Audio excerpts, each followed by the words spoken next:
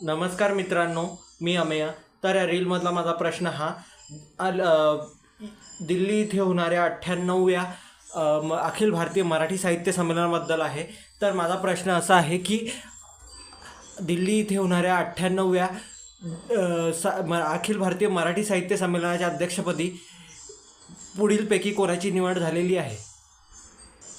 तर माझे ऑप्शन्स किंवा पर्याय पुढीलप्रमाणे: डॉक्टर तारा भवळकर, विश्वास पाटील, डॉक्टर अभय बांग व ज्ञानेश्वर मुळे. तर यापैकी तुम्हाला जोही पर्याय योग्य वाटत असेल त्या पर्यायाचे उत्तर मला कमेंट बॉक्समध्ये द्या.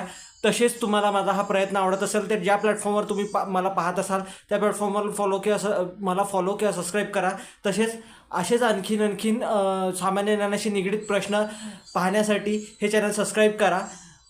सध्या मी एडिटिंग शिकतो आहे त्यामुळे मी चित्र देऊ शकत नाही. तर